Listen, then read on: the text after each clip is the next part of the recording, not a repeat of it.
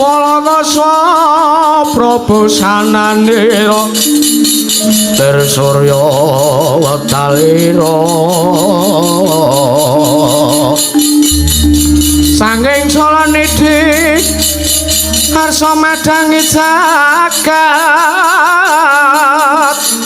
Tumunga paning sapucaing ukir Marpapang sumirat keneng soroting surya mega lan gunung-gunung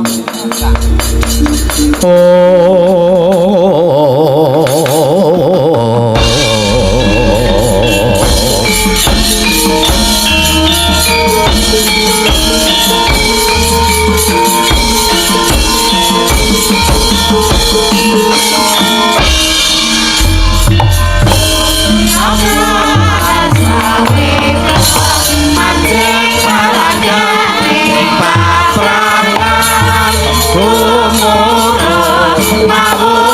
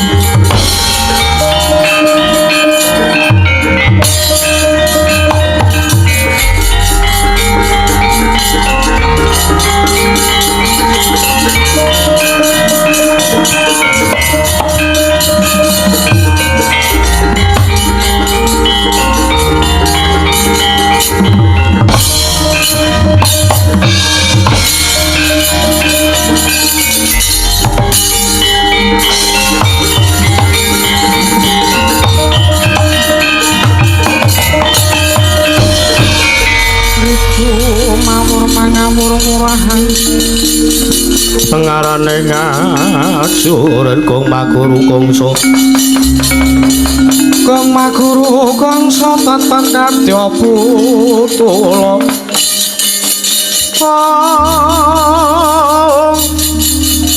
Marban sriting tuanggo hesi rekata engkang tojo layu sebit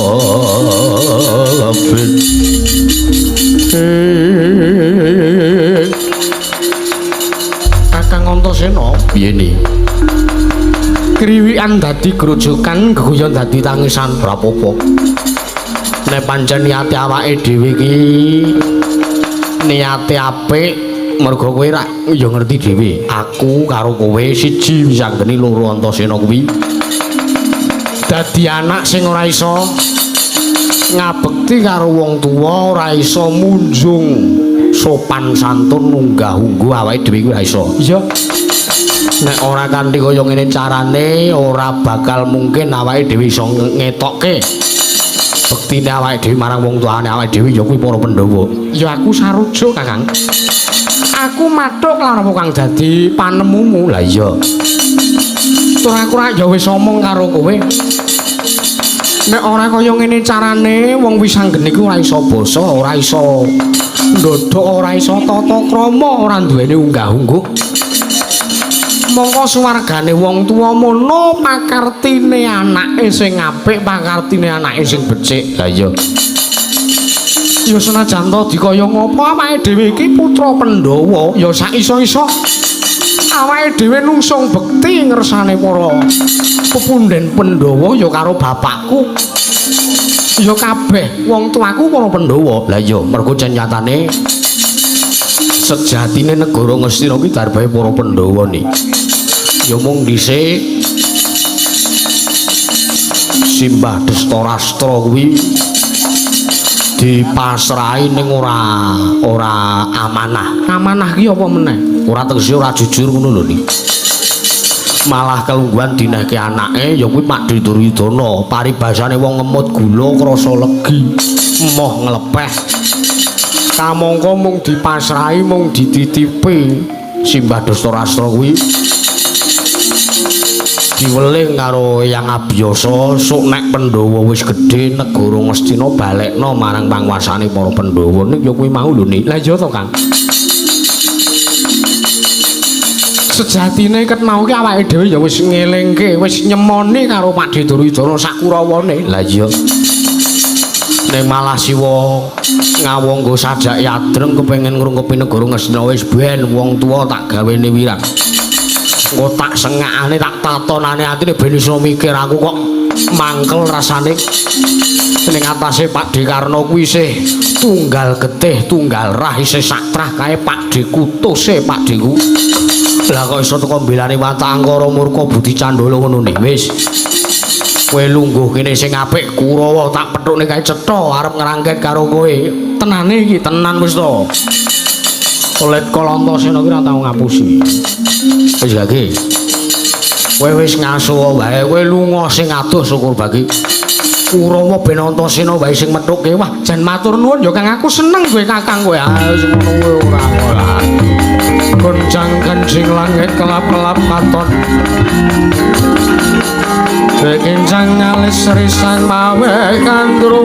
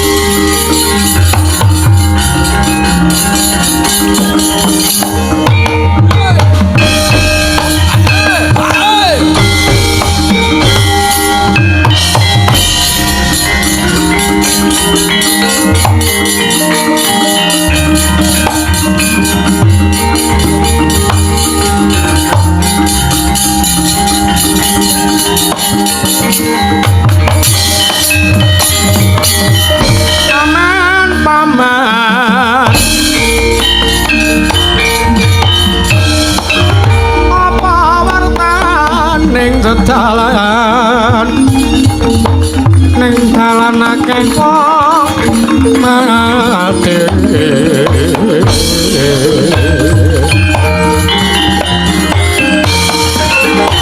mati keneng apa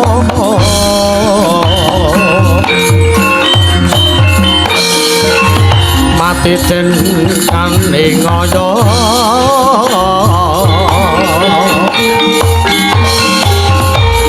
suduk cocok prapeng gigir sok manyok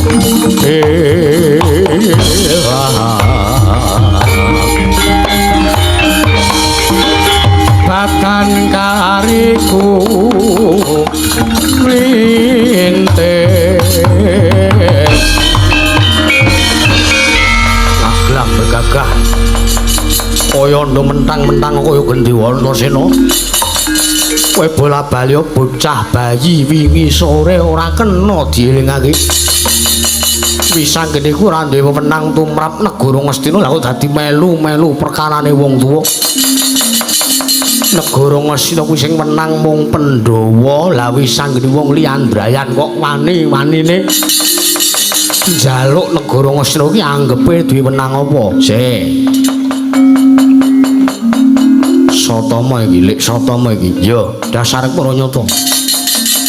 Wis aku tak takon.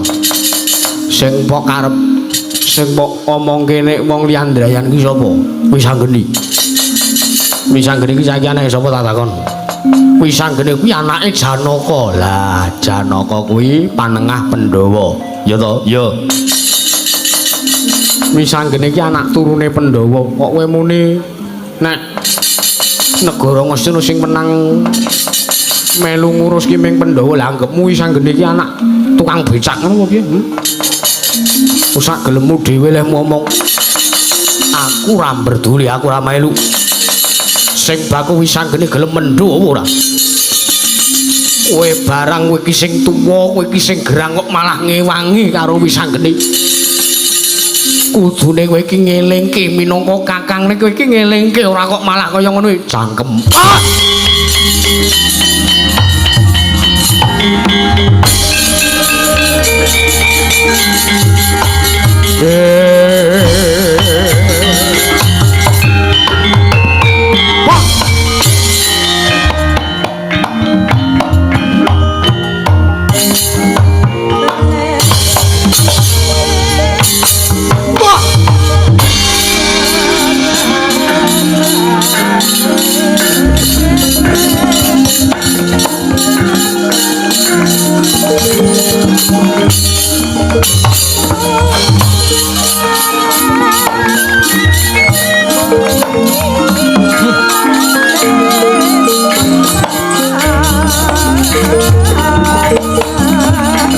Jangan kok rawat sih.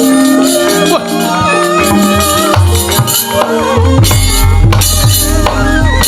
Modiang ini nyantep pisang ke emak.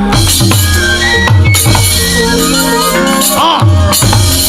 Oh, ajakan sirahmu mamprung nyawak. Oh.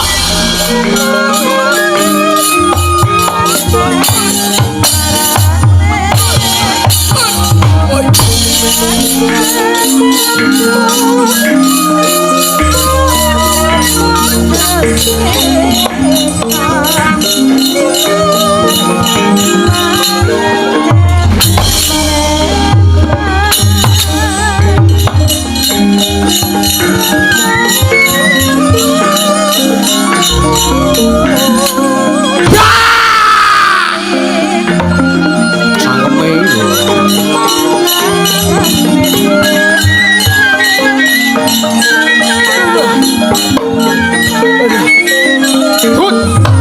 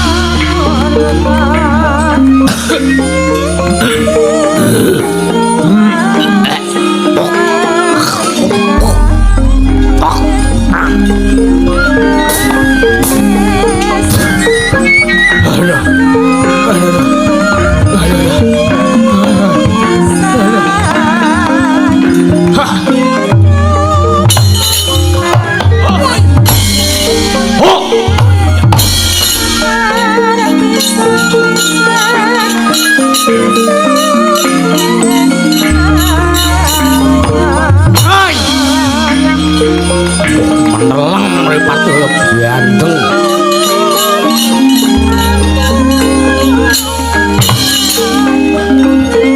Gerak ora.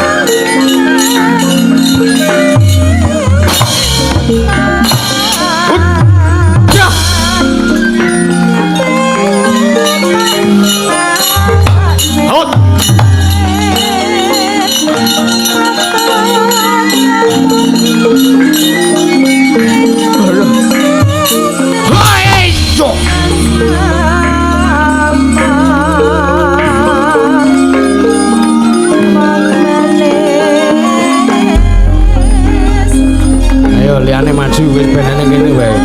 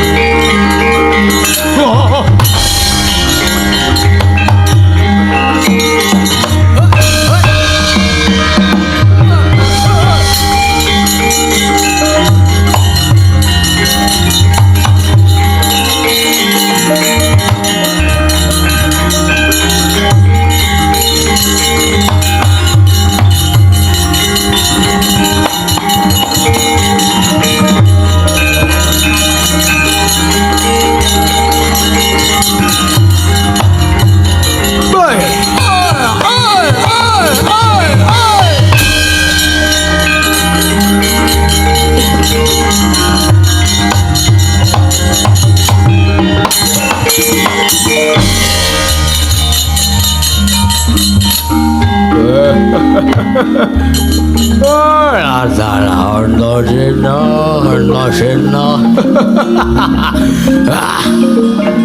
Kowe iki ora jeleh kok piye wani karo wong tuwa kuwi. Ora jeleh kok piye wani karo wong tuwa. Cangkemmu lho to nyangkem-nyangkem kowe. Salah wong tuwa cangkem-cangkem kowe ora sak kakianmu.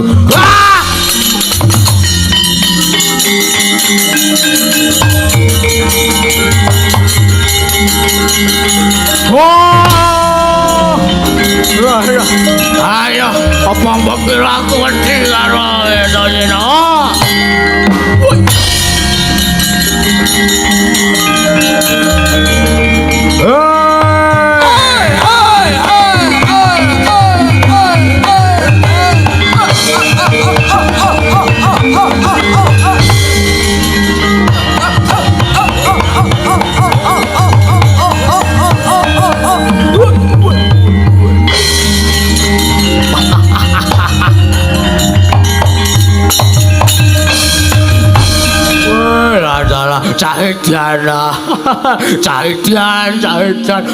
Cahidan wala dala orang joget kene joget wangun-wangun ya Ono kok menguncal-uncalke sikil. Oh. Le utekmu bosok deh. Aku kowe juga kaya ngono ki aku ora iso. Aku mung trimo nguncal. Nek nungkak raiku mudiare. Radiala bocah kowe gawe. Oh, saiki kowe dadi bintang iklan air mineral ya kowe. Bintang iklan air mineral. Awakmu biru. Hah? Awakmu biru, rambutmu gleleng digondrong barange. Kementhus tenan ya jake. Adalah. Lah Antasena yo. Rasah kakean cangkem mati. Nek sampean pancen arep wani karo Antasena yo neng kene padangane wani petengane apa nek. Iya. Wajake aku wedi karo cah koclok kaya ngono kuwi. Jaitan wong ngesak botol sajae kuwi ora dum-dum karo wong tuwa kowe. Wis kuwi urusanmu. Bakune saiki nang kene aku apa kowe sing mati ya? Ayo ngejak perang cara penak laden kowe. Jandon yo gelem. Ayo ben adil kowe ngantem aku sikik apa kowe sikik. Ayo. Aku ngantem kowe apa kowe ngantem aku sikik? Wis aku sik wae ya. Ya. Sak-sakmu arep ngantem sirah monggo. Arep ngantem geger monggo nya. Ngantem dodonya. Ngantem iki nya. Nya ora apa-apa. Wedane kuwi yo hancur masa depanmu le. Lah dalannya wis ora saku kan sing dadi nyatane wae wis ora saku kan omong. Ngantem nggih ngantem pisan yo karepmu ping 3 ping 60 yo sak karepmu nek kowe ora kesel. Dodo wedi marep mburi yo. Sing kendel dadi satru sing kendel ora mung sekono juget tekan kene mung tak idoni modar. Wah cangkeme iki elek tenan Antasena ki. Adalah. Iya, apa dikira aku ora wani kembali ke kendelanmu. Nek kur kon ngetungke sirah kowe. Ya.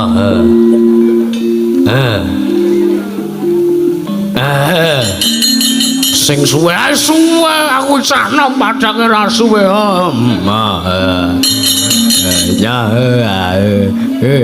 Ngedadanya burinya ngene kae yo ngene iki ora. Oh ise buri manut aku ke kan ngopo-ngopo gelem ade kanggo ngrene bayarane wae lah suwe mentah iki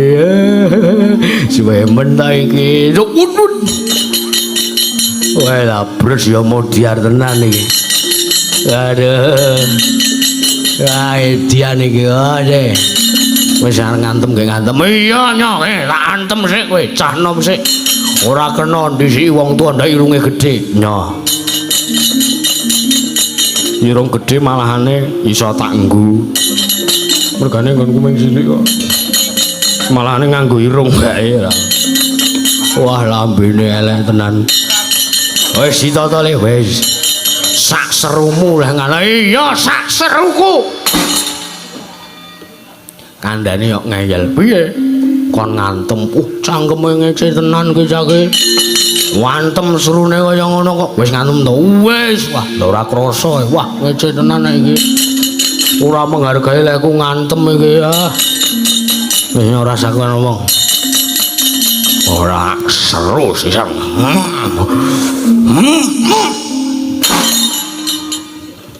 wis urung wis wah jan wis ora pindho-pindho wae nyo aku gentinya kene cepet iya kaya aku mau ngono kuwi mau lho Kosek iki nglumpukke mental kok padha kira. Adalah aduh bocah tenan iki. Bocah tenan iki. Aku kira aku dhewe ora wani iki piye iki. Kae wong ngomongan diancem pelanggaran baleni ya kowe mau ro ngantem kuwi ya wis ora apa-apa tak korting ora apa-apa lah caidian ra wis mumet iki aku wis mumet aduh kek wis lakudian wis toto tenan wis iki sirahku wingi tak nggo ngantil ndas sapi pecah dadi 9 cangkeme mbok yo sing tenan ora ora aku meng ngomong ngedonke mungsuh ora oleh ngono kuwi ta kene iso selak keboyo iki kok malah ora wis tata tenan wis ngomong wae bismillahirrahmanirrahim donga barang ayo ben wong arep ngopo-ngopo kudu lantaran semelah aku malah nggo semelah kok ora senengane sok gawe-gawe ora wis tenan wis ndani kono karo merem ben ora lara iya merem iki pisan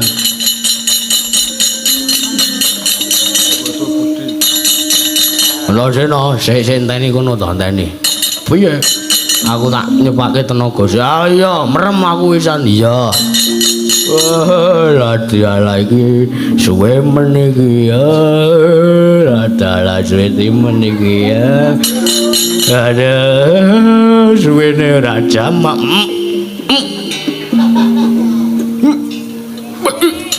lho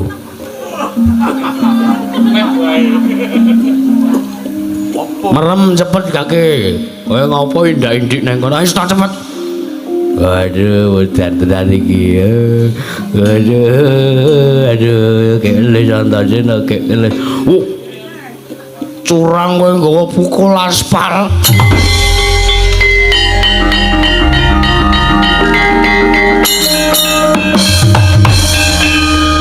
Ora konangan asem ora. Ben penting semaput kowe. Senane kok kaya ngono ora. Weladur kok kaya ngono kowe le.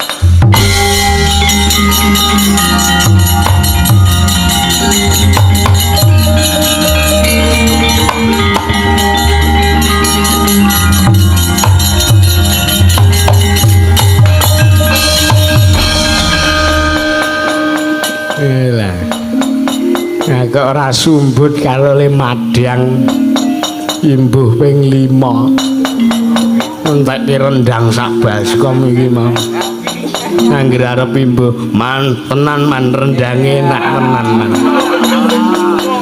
kula menajeng imbuh man arep imbuh ra sumbut bocah kaya ngono alantine ngendel-ndelke le nyambut gawe ning Ramaka senengane kaya ngono kira lah anak Prabu Karna kula semanggaken.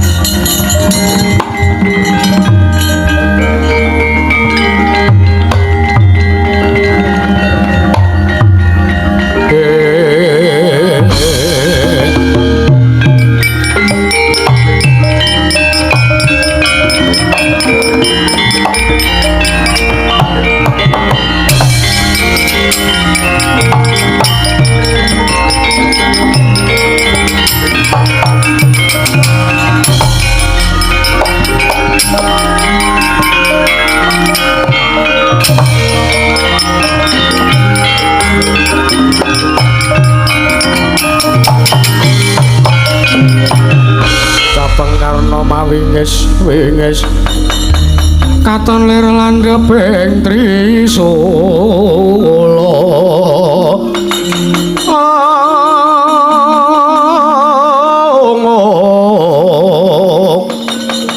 netra marwata katon markaparana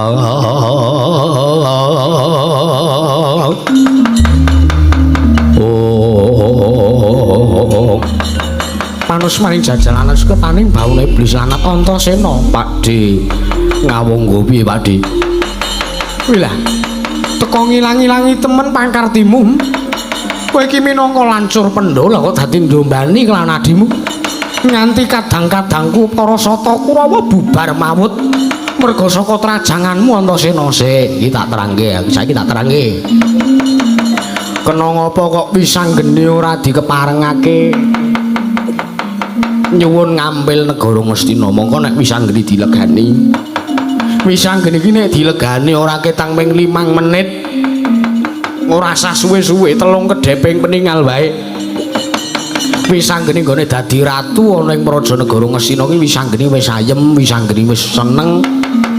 Atine kelegan ning kok malah dadak dingel-ngel.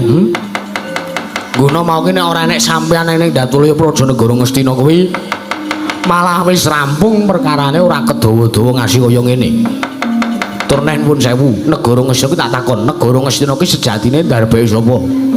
Hah? Negara Ngastina kuwi nggone sapa? Lu. Ora gagap-gagap. Iki aku ngene iki ngomong berdasarkan fakta. Ayo. Sampeyan nek nyoto, sampeyan iki jare kadange Pandhawa. Ya ora mung jarene, sampeyan iki tus-tuse kadange tuwa Pandhawa. Ya mung sampeyan dikelekke ning kali. Ya ora. Mergo sampeyan iki bocah sing ora dikarepke lair ning jagat. Nek jatine sampeyan iki anake Simbah Kunti Mbah Putri, sampeyan iki kadange Pandhawa. Sampeyan karo anakmu sing tunggal getih, tunggal darah karo sampeyan kok kaya ngono. Coba saiki mang pikir sih, saiki pikiran Negara Ngastina kuwi nggone sapa pikiran ben sampeyan ora malah ndombani Kurawa sing cetha duweni watak angkara Bisandala. Sampeyan malah ora tresna karo adimu dhewe. Sing cetha kuwi asli, adimu cetha kuwi kadangmu nom ya kuwi wong tuaku para Pandhawa. Sampeyan iki saiki kudune ngewangi Pandhawa, ora kok malah ngewangi Kurawa kaya ngono kuwi. Apa anggepe nek kaya ngono ki Antasena ora runtik? Apa anggepe nek kaya ngono ki adiku Wisanggeni ora runtik? Ngerti kahanan kaya ngono kuwi? Nyatane saiki sampeyan bareng wis melu Kurawa, sampeyan melu mukti Kurawa, sampeyan nganggep Pandhawa ki udu sedulurmu. Pandhawa kuwi tetep kadangku sing tak rengko. Nyatane saiki ngene. Nyatane saiki kahanane kaya ngene, coba Wisanggeni ki anake sapa? Wisanggeni kuwi atmajane kadangku Madukara. Kadangmu Madukara kuwi Paman Janaka kuwi adikku lanang. Lah nek ngono Ratu Ngawangga kuwi disengguh kawula semana mbane. Ratu Ngawangga kuwi wong duwe adi, Ratu Ngawangga kuwi disedulur jenenge Pandhawa. Lah mung dikeki panganan karo Kurawa, dikeki kamukten karo Kurawa kok adine kepengin duweni gegayuhan kok ora diewangi. Lho coba. Nek ngono Ratu Ngawangga ki le mukti le urip ana ing jagat raya iki lae ora seneng karo Pandhawa ki mung merga ming sak dhuwit. Ya ngono apa kepiye? Iki sadurunge tak kondhange tak biyawarake nek Ratu Ngawangga jatine elek lecek gedhoane.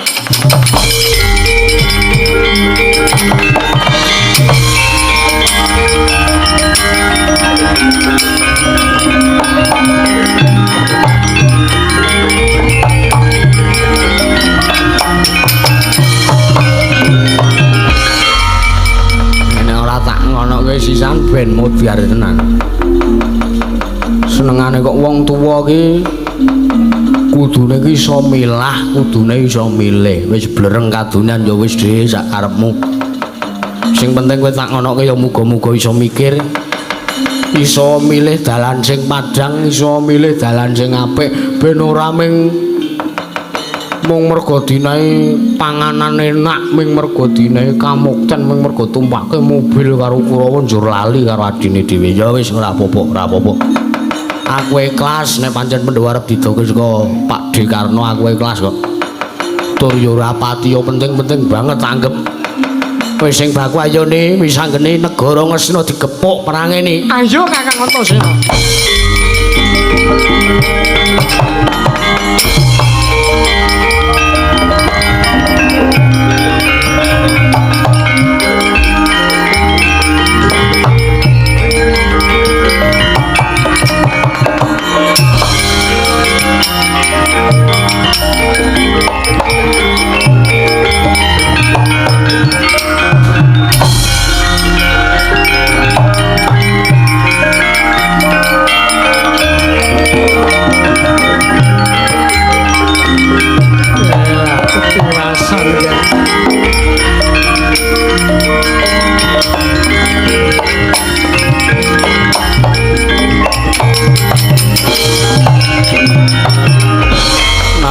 sebab marwa sing sang katriku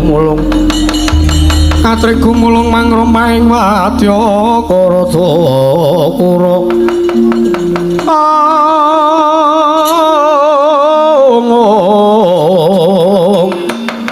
Kurta kurare kagere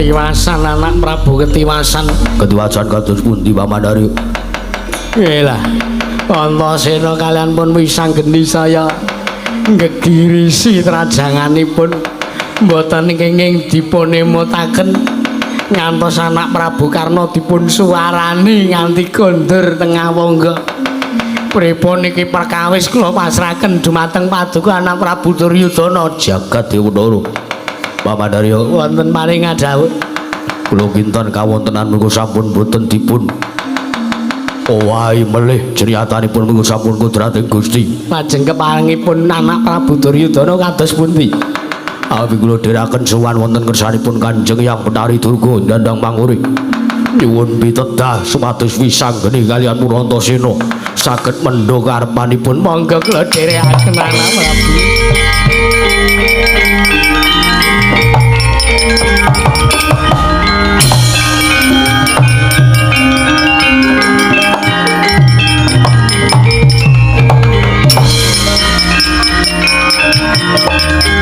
Sallallahu ala Nabi Muhammad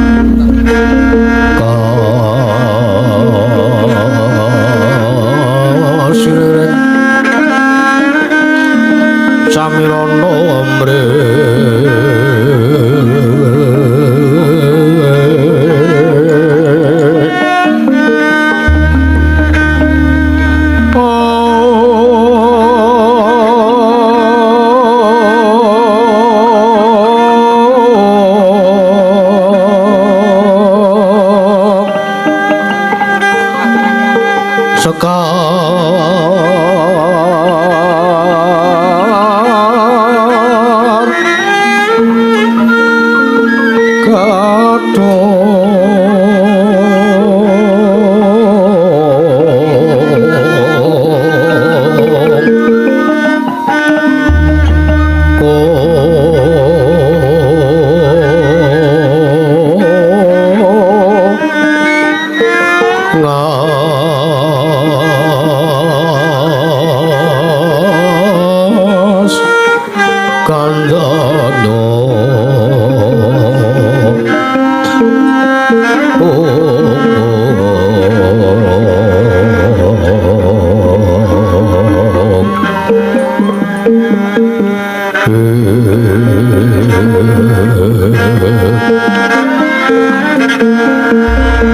maweh raras retnane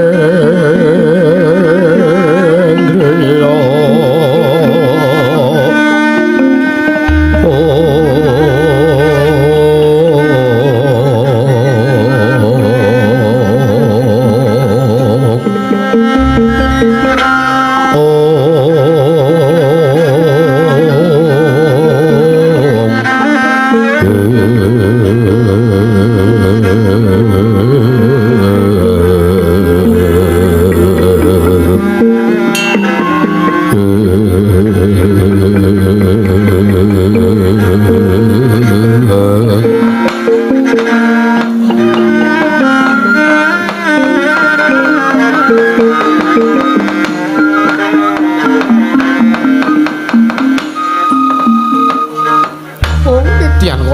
Mas Pati Raja Dewaku Batu-batu Pajaramaya wonten pangandika kang adhawuh Kanjeng Ibu Betari layak hawa ana ing kayuwangan dandang mangurik rasa panas jebul ana titah pujangkara ingkang sowan inggih kepareng paduka kula aturi andang dumateng titah pujangkara ingkang sowan wonten ing kayuwangan dandang manggur inggih wonten ing kayuwangan mriki Kanjeng Ibu Betari. Iya Suramaya penakno lungguhmu prayogana. Sampun boten kirang prayogi Kanjeng Ibu. Boya pangeling iki kaya praptane putuku yo Nalendra Ngastina Prabu Duryudana. Ha inggih kula aturi andangmu. Batu-batu Pak Duryudana Kuruwati wayah ulun sawise kita prapta ning kayuwangan dandang mangurik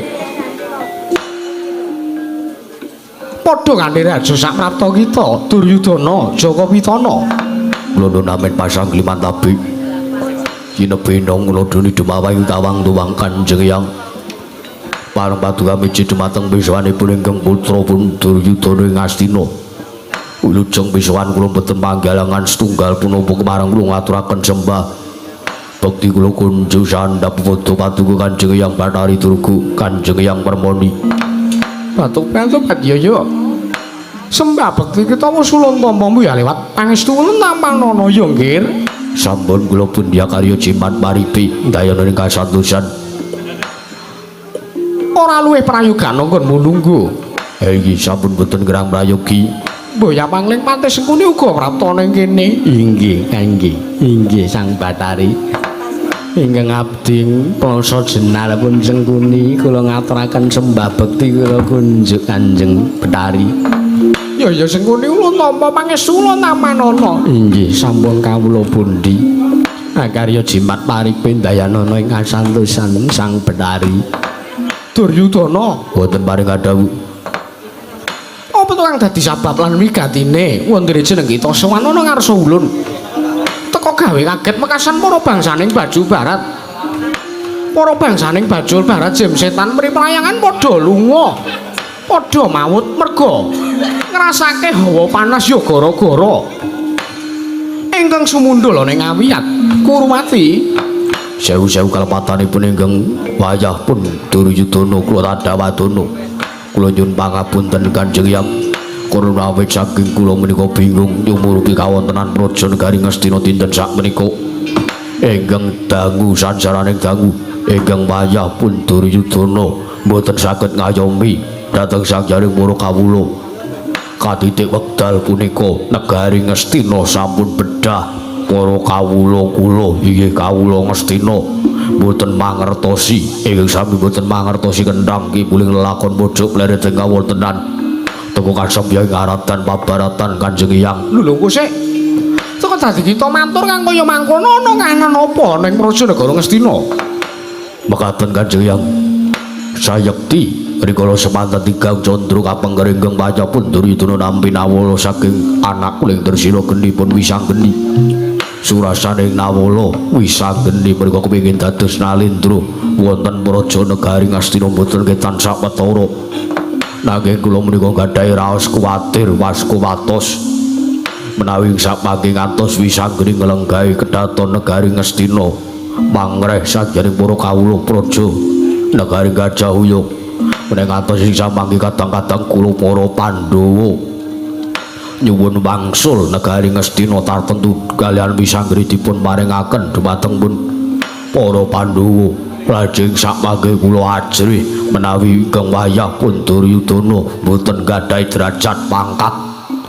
Kula ajrih menawi ngantos ing sapangking kula boten dados nalendra. Kula ajrih kula mangke boten kekurukan bondo donya Kanjeng Hyang. Kula nyuwun pitudah paduka supados wisanggeni kalian Punantasena dinten sakmenika ingkang ngamuk wonten Prajanegari Ngastina enggal enggalo supados purun wangsul wonten Prajanegari Ngamarta boten nyuwun ngampil boten nyuwun boten nguyak-uyak dhumateng ingkang wayah pun Duryudana kepengin dados ratu wonten Prajanegari Ngastina Kanjeng Hyang.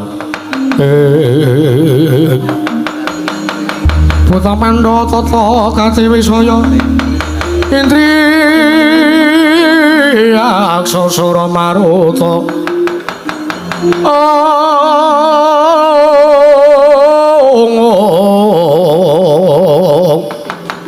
pawana bana margana samirana lan waraya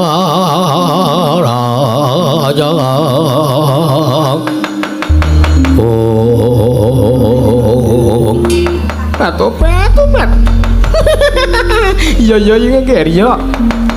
Yektine pancen wisanggeni mono adreng kekarepane. Merga apa Nyang uga wis mangerteni ngalamun to sejatine. Wisanggeni mono wis ora kena dindake ya Ger ya. Pone yang ngersa sak biyantu pone yang gelem sak biyantu kelawan jeneng kita.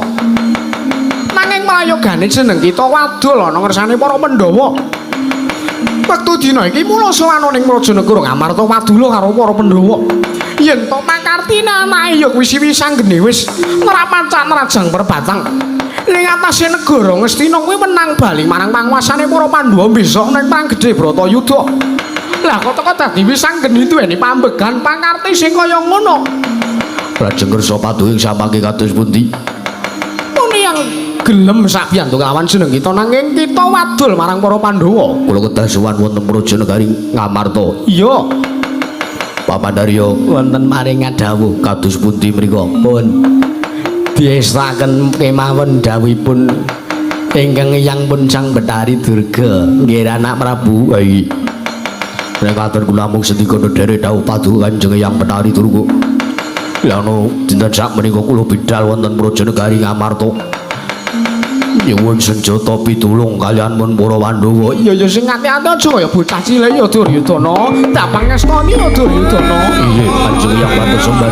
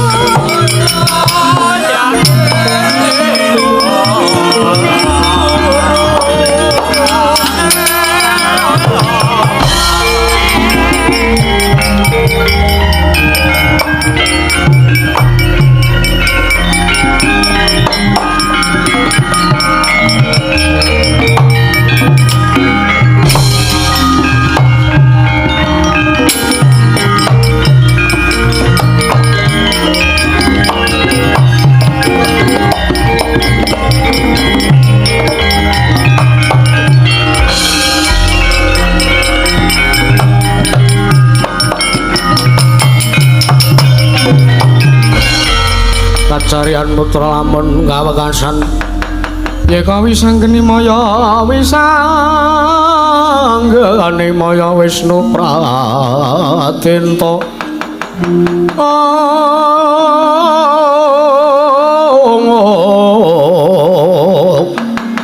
wisanggeni maya Wisnu Pratenta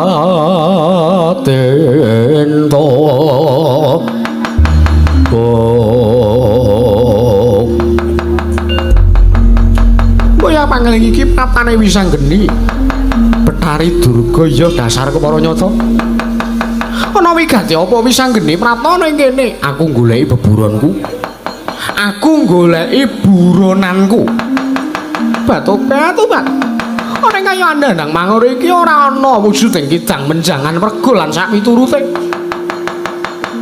kena apa kita goleki kelawan kuwi ya beburon ingkang mbok wastani kuwi nggih wisanggeni dudu kok kuwi beburon sing mbok karepe kuwi dudu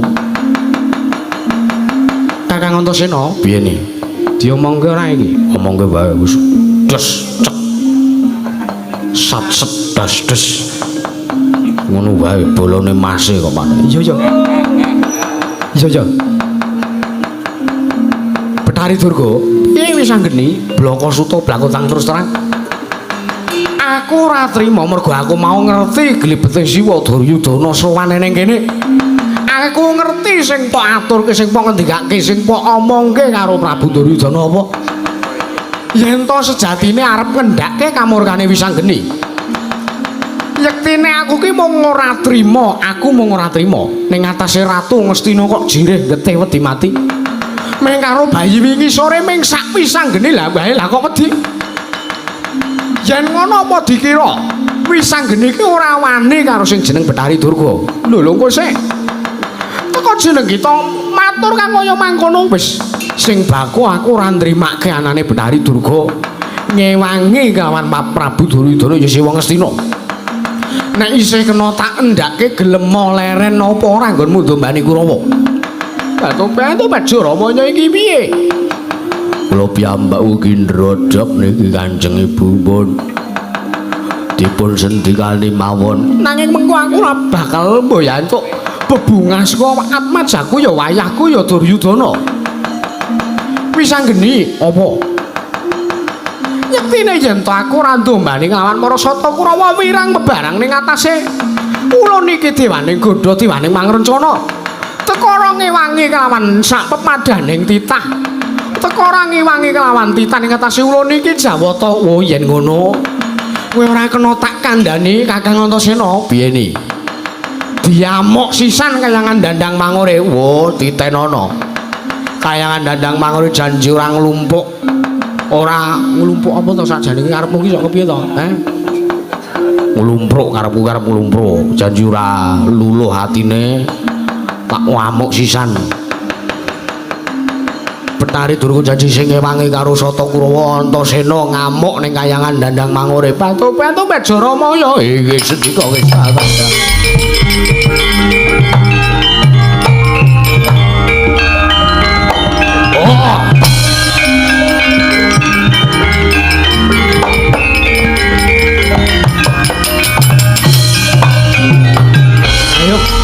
saiki ning kene anane mung wisanggeni karo Betari Durga Kakang Antasena wis nggeret karo Jaramaya nganti Betari Durga ora gelem njaluk ngampura karo wisanggeni ana dewa tak gawe wirang batu-batu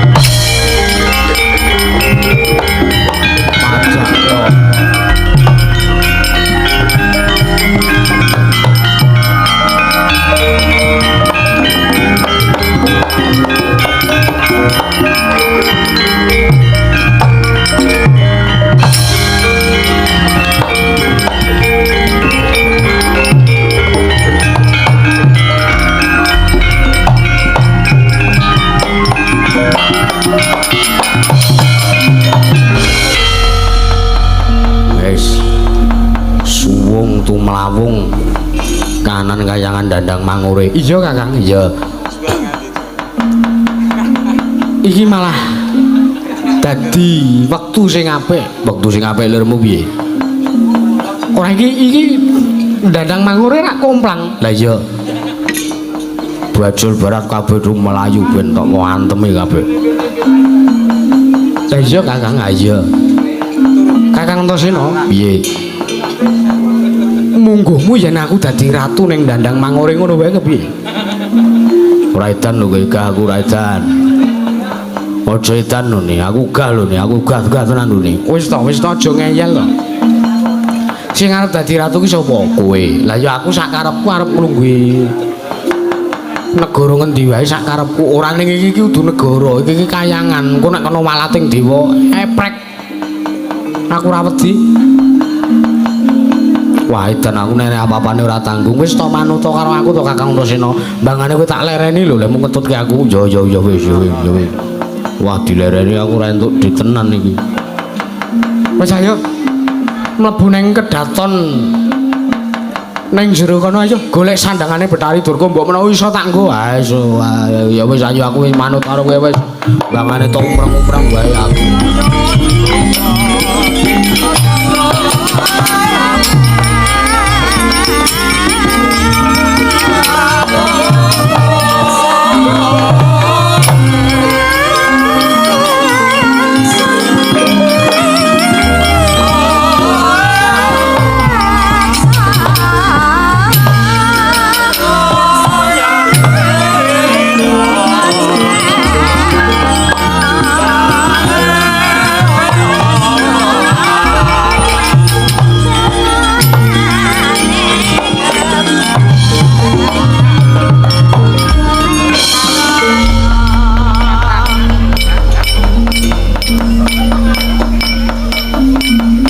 Bocah kok linggo ning kursi semono gedene. Ayo ben anggere ora geragapan. Lah iya. Setengah ngantuk iki wis enek sing do turu urung iki. Ya wis enek kok ket mau kuwi. Ket lasem urung meni wis do micek luan. Aku yo ngono kuwi titenane wong ora gelem ngakoni keluputane iki yo ngono kuwi.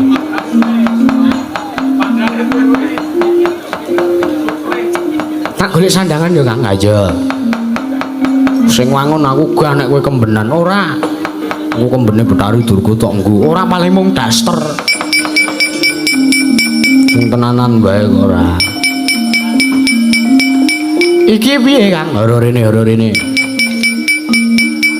Wela. Ora Betari Durga kok duwe sandangan lenang. Mbok menawa banji. Ora sak geleme ngono kuwi lho gak aku ora Kang ora. Nek sandang aku iki ngono piye? Wis wangun sip.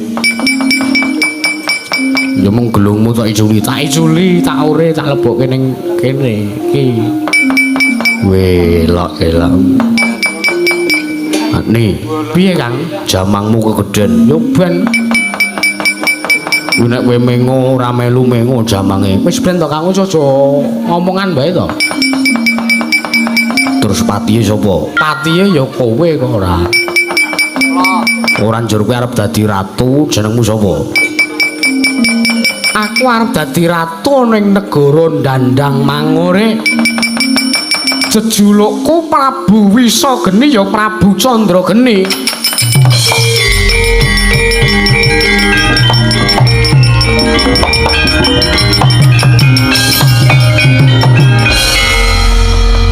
Median Prabu Candrageni ya Prabu Wisageni. Iya. Ana golek sandangan patih. Iya. Enteni kono. Iya, ora sing aneh-aneh lho, ora. Gue aku nek sing aneh-aneh. Ora nih ora.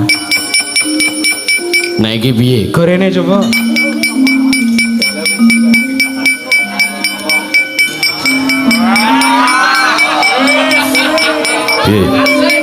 Wis wangun mau urung.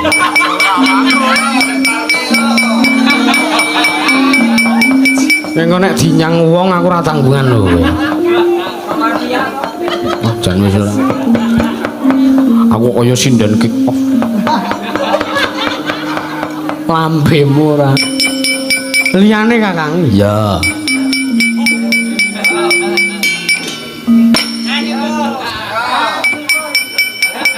Mangun urung.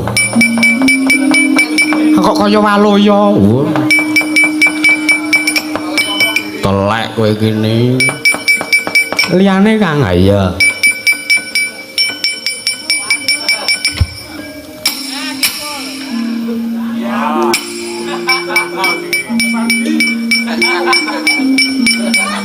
Iki kaya ya aku dukuhe ngreges ya aku. Lambemu Kang ya wetengmu kaya ngono ora. Wangun urung nek patih kaya ngene iki. Ora wangun blas. Wangune kaya ngono kuwi wong ngeluku ya wis. Sing genah to? Iya.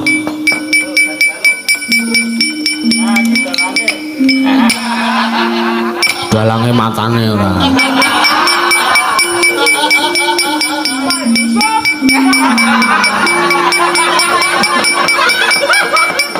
Wis ben ora usah digagas aja wis lah. Entek wayange kok ni. Aku pesen setanan wirung dadi-dadi kok ni. Siki wae. Ah wis ngono rak wangun. Ha iya.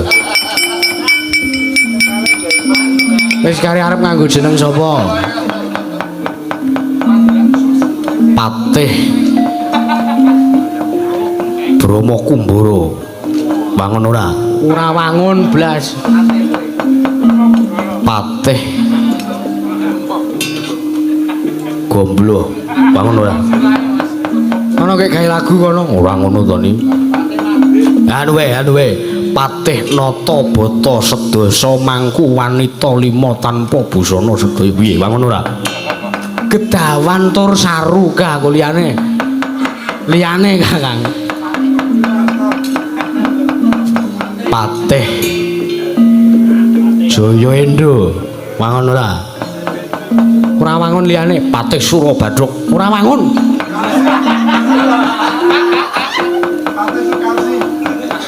Patih Sukarsi piye?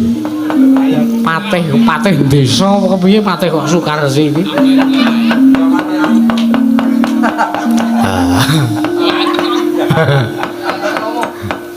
Patih. Sapa? Kon balen kuwi karo sing Jaipong kuwi.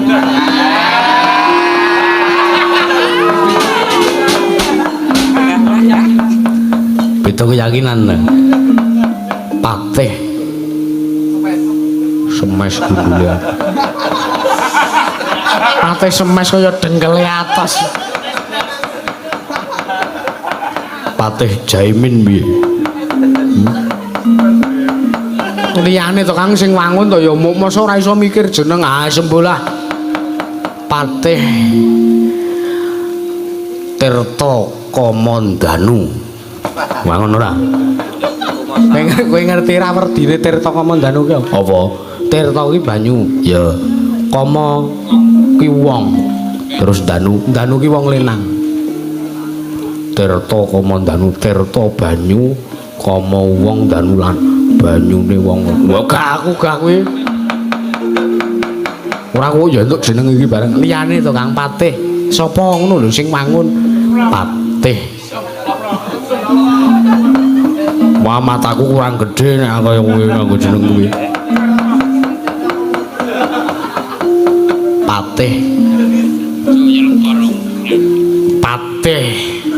Tejo Ismadi piye? Wangun ora? Ya kono nyekel mixer gah. Patih Kilapo Warna, wangun ora? Wis kuwi wae, wis kesuwen, bangane kesuwen. Ha ya wis. Kakang Patih Kilapo Warna. Woi. Punten dalem sewu, Yayi Prabu Candrageni. Aku gak nek kaya ketoprak aku gak. Ya, baik. Kakang Patih Kilapo Warna. Apa? Yayi Prabu Candrageni. Baik. Wektu dina iki awake dhewe kudu nganake pasewakan. Ya, baik. Ana ing negara ngendi iki, Yayi Prabu? Negara Dandang Mangure. Ya, baik. ditata samapta ing gati sawega ing diri. Ya. Wektu dina iki pun Kakang Patih sapa mau Kilapawarna, Patih Kilapawarna bakal mangres sangjaring para kawula. Oh ilang ana to wae mungko suwe-suwe dadi kirik lho kowe. Senengane kok kaya ngono ora ya wis ya Yayi Prabu Candrageni aku mung kari manut dawuh Yayi Prabu. Ya Kakang ayo ditata sangjaring para kawula. Ya ngestoke dawuh Yayi Prabu.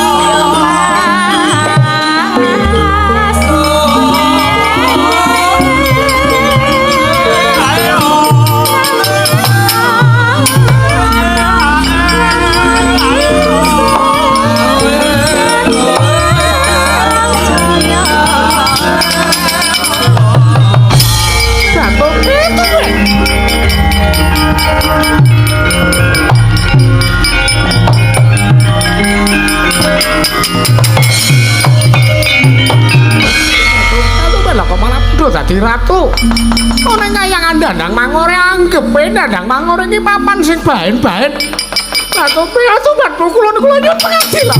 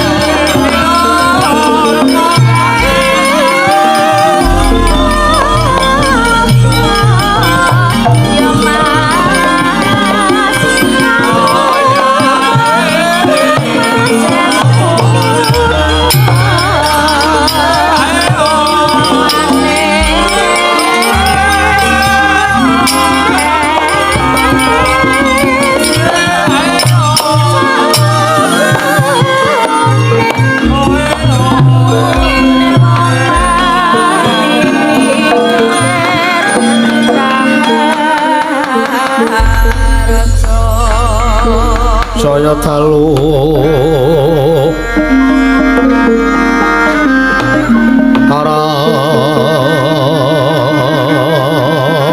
aras abyor sorot lintang kanggo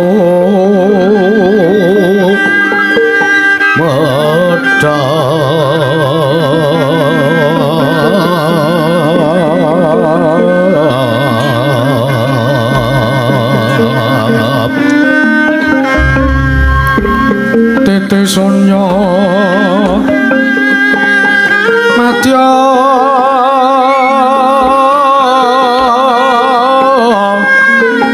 Ratri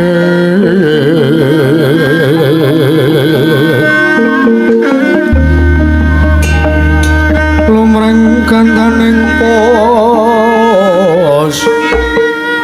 Beta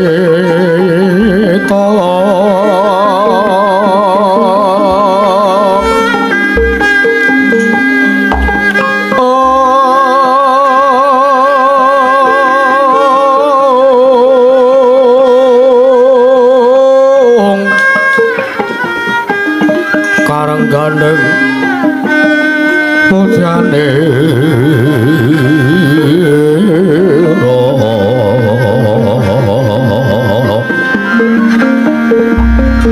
sang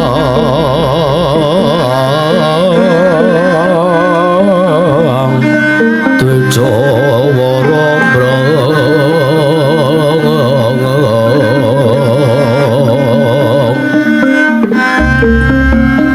ler swaraning madu branta manungsung jarining kembang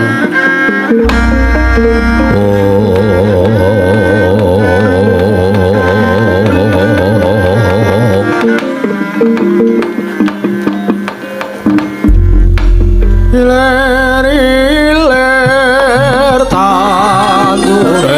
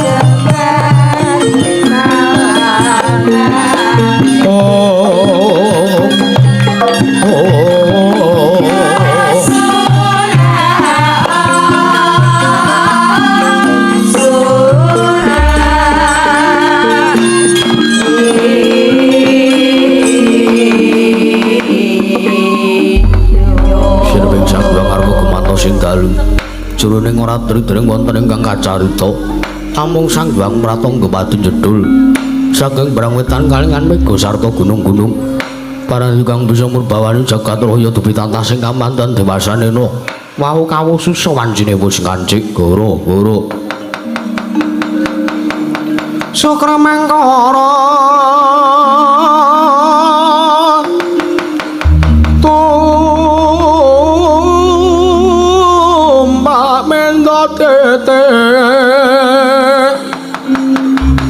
tete kan apa sumawra cita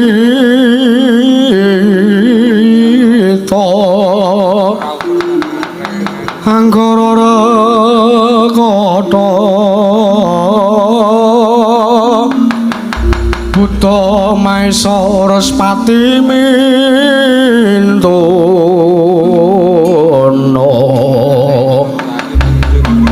Eka Tricatur Panca Sat Sapta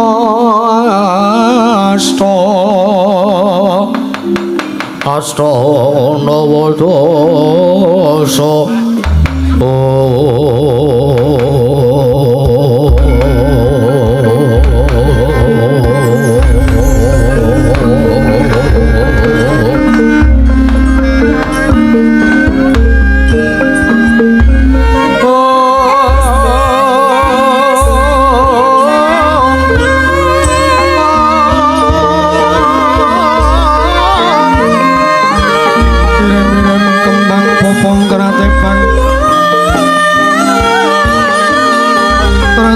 sarimu